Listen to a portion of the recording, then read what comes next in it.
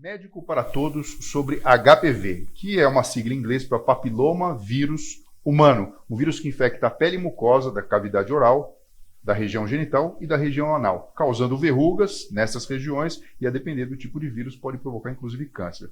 Na verdade, a infecção pelo HPV é uma infecção sexualmente transmissível, talvez a mais prevalente no mundo. E é sobre isso que a gente vai falar hoje com a médica ginecologista obstetra Renata Moadin. Vamos lá. O vírus, Fernando, ele é de fato, né, o causador das lesões por HPV e sim a infecção sexualmente transmissível mais prevalente no mundo, causada pelo HPV, né, que se subdivide em dois tipos, o de baixo e o de alto risco. O de baixo risco ele é responsável pelas verrugas genitais e o de alto risco ele pode ser responsável pelos cânceres. E aí entra a patogênese da doença, ou seja, o que faz uma pessoa ter um câncer quando entra em contato com o HPV e a outra pessoa não ter. A gente acredita que exista uma integração entre o DNA do HPV, o DNA do vírus, né, com o DNA do hospedeiro, e a partir de então exista uma inativação dos mecanismos de controle da proliferação celular, e aí desencadeia uma lesão mais séria. Agora, bom, a doutora Renata Moadin é especialista em ginecologia, obstetrícia, e na verdade tem um olhar diferente para o HPV. Na verdade, é a sua praia, na verdade você sabe muito sobre isso. Isso, né? faço já faz bastante tempo. Conta uma coisa pra gente, a gente está falando de uma infecção sexualmente transmissível.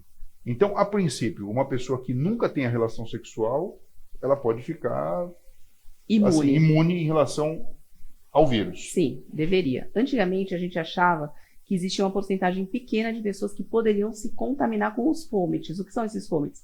Superfície lisa de sauna, sabonete, calcinhas compartilhadas, toalhas, mas hoje em dia a gente sabe que realmente a transmissão ela é eminentemente sexual. Bom, essa pergunta é importante para a gente construir o conhecimento e para você levar adiante, né? Esse vídeo aqui com a entrevista com a Renata é importante que você compartilhe com todo mundo, porque a gente está falando de um tipo de doença que pode provocar desde uma coisinha que é só desagradável ou feia, né, uma pequena verruga, ou até mesmo uma coisa grave que pode abreviar a vida da pessoa. A gente está falando de câncer. Isso. Então, existe uma correlação direta entre a atividade sexual, a existência do vírus e o sistema imunológico, competente ou não, para evitar que esse vírus se manifeste. Exato, exatamente. Agora sim, Renata, se a gente entende que a vida sexual, geralmente ela vai surgir de uma forma natural depois da puberdade, existe algum mecanismo que a própria medicina lança a mão para a gente evitar esse tipo de problema? Existe sim a vacina, que já está disponível, né? Já está disponível há um período grande, inclusive,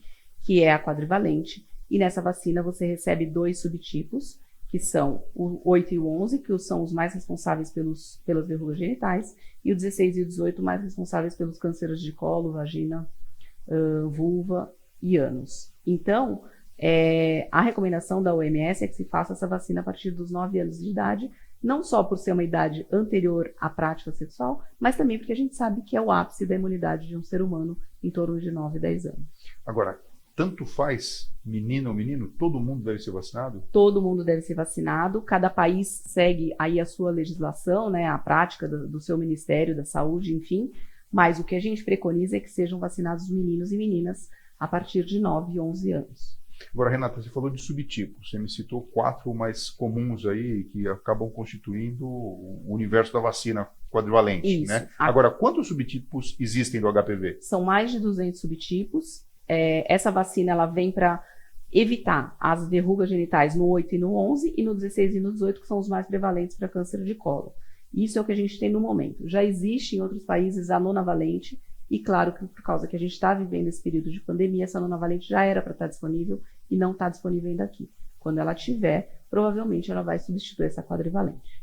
E a rede pública, ela fornece essas vacinas? Ela fornece, desde que você pegue esse hiato de tempo aí entre 9 e 11 anos, ela fornece. Meninas e meninos? Meninas e meninos. Depois disso, é na rede privada. Agora, entendendo que é uma infecção sexualmente transmissível, é verdade que a utilização do preservativo evita 100% o HPV? Não evita. É claro que o preservativo deve ser mantido por prevenção de outras DSTs tão importantes quanto até o HPV, claro, mas em relação ao HPV não protege 100%. Você sabe que eu gosto muito de modelo, né, anatômico, e eu fiquei muito feliz quando você trouxe essa pelve, na verdade feminina, para mostrar o porquê a utilização do preservativo não é eficiente em se prevenir o papilomavírus. O que acontece é que o HPV no homem, ele é mais prevalente na bolsa escrotal, na região externa, né? Então, durante o ato sexual, claro que acontece o encontro da região masculina na Vamos explicar para o vulva. pessoal olhando para a câmera. Aqui a gente tem uma vulva, exemplificando, Isso, não é isso? clitóris, uretra, a vagina, ânus, e durante o ato sexual ocorre o encontro da bolsa escrotal na região da púbia feminina. A camisinha masculina, ela não protegeria tanto por conta de que o pênis só estaria isolado e então haveria um contato ainda na região do períneo. O tipo de preservativo que mais protegeria seria a camisinha feminina, mas que realmente é de pouco uso no Brasil. Renata, então a gente está falando de uma situação que a gente entende o mecanismo do qual o vírus se manifesta, a forma com que ele acaba sendo transmitido, e a gente está falando aqui da manifestação física do amor, da questão da reprodução, da formação de casal e tudo mais, e nem mesmo quando a gente fala, olha, use camisinha, né? Isso é suficiente para resolver esse problema. Não, no caso Me parece que assim, o que faz sentido aqui, mais do que tudo, é a vacina.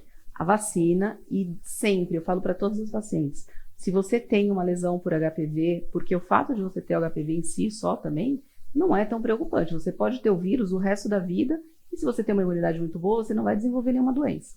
Agora, se você tem uma lesão persistente, isso sim pode levar a um câncer. Então eu falo para o paciente, o tratamento do HPV deve se basear unicamente na extinção da lesão, na retirada da lesão? Não. Tem que ser a retirada da lesão e de forma paralela na melhora da imunidade.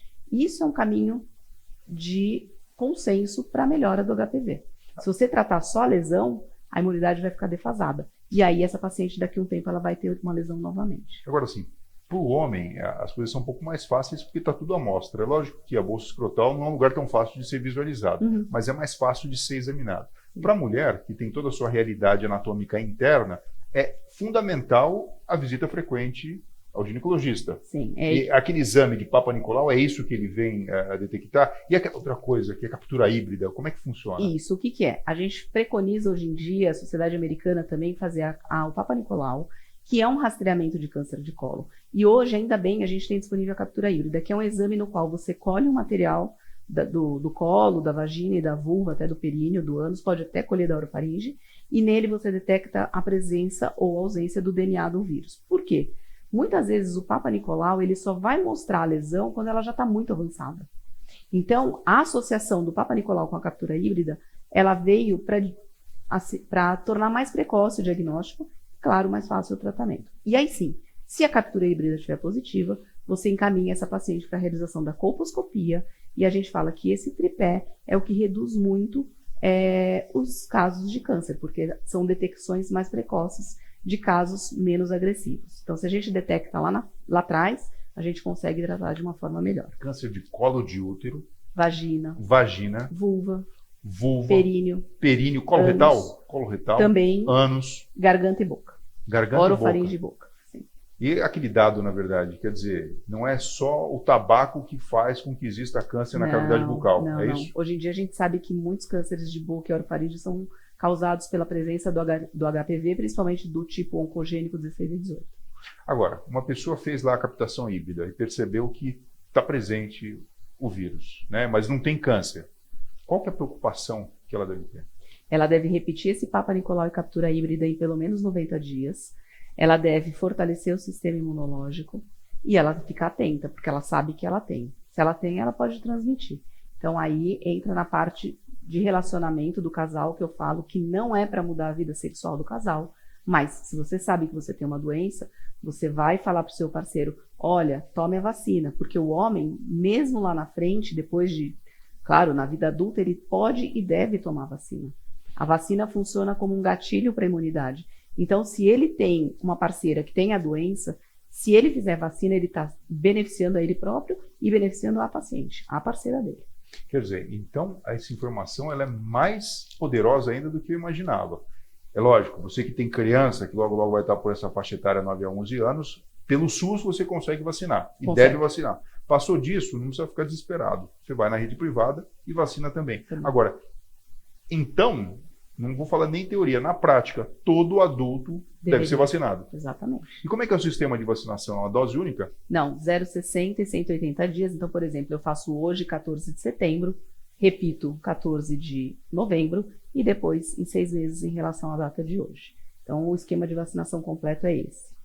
Para a nonavalente, a gente não tem esse esquema ainda porque vai de acordo com cada país. Mas o que a gente acredita é que essa nonavalente ela vai vir como uma dose para funcionar como um reforço para quem já fez a bivalente ou a quadrivalente, ou para quem não fez, aí sim vai ter que se submeter às 3 doses da vacina. Quer dizer, é um problema que ele vem justamente com o fato da gente se relacionar sexualmente com outra pessoa. Uhum. Não tem jeito. Não né? tem jeito. O bacana seria você ser vacinado antes de iniciar a vida sexual, porque você já fortalece seu sistema imunológico no começo. Exatamente. Mas isso não é uma desculpa para você não vacinar depois. Não, de jeito nenhum. Existem países, inclusive, ultra desenvolvidos, como Áustria, Alemanha, Holanda, que o que eles fizeram? Eles começaram a vacinar os meninos e as meninas. Mas eles perceberam que se eles vacinassem só os meninos, eles talvez erradicassem a doença de uma forma mais rápida, partindo do princípio que o homem, ao longo da vida, vai ter um número maior de relações. Então, se o menino está isento da doença, ele não vai transmitir para as meninas. Isso também é uma forma inteligente de ver a vacinação. Até porque no mundo existem muito mais meninas do que meninos. Então, isso seria uma forma de você economizar na vacina. Interessante isso, né? E daí você teria um tempo, na verdade, de depuração, em termos de gerações, Exatamente. até que você teria o controle definitivo disso. Eu acho que é um tema muito importante, a gente precisa falar abertamente sobre isso, porque não tem a ver só com a questão da saúde da relação sexual, ou, na verdade, de evitar um problema de desconforto, ou alguma coisa que venha a chamar a atenção, mas tem a ver com a longevidade, tem a ver com você prevenir câncer. Exatamente. E com qualidade de vida. E o que é importante ressaltar, Fernando, que eu falo para as pacientes, é o seguinte: noites bem dormidas, alimentação saudável, atividade física, canalizar o estresse, também é uma forma de você fortalecer o seu sistema imunológico, e aí, em paralelo, junto com o médico, ele vai tratar a lesão, e você melhora a sua imunidade. É assim que você consegue a cura. Excelente. Quer dizer, não adianta só também você identificar o problema se você não tiver aí uma solução. Se tiver o câncer, você vai tratar o câncer. E a gente não quer que você tenha isso. Mas antes disso, adotar um estilo de vida saudável para que você possa ter sua imunidade forte. E caso você tenha essa situação e não foi vacinado ainda, porque aqui ficou a mensagem, né? O puxão de orelha. Todo mundo tem que ser vacinado. Todo mundo. Você tem chance de lidar bem com essa situação e ter uma vida saudável. Com certeza. Renata, muito obrigado pela sua participação, Obrigada por trazer a você. aqui um tema tão importante para a gente conversar. Obrigada a você. Pessoal, até breve.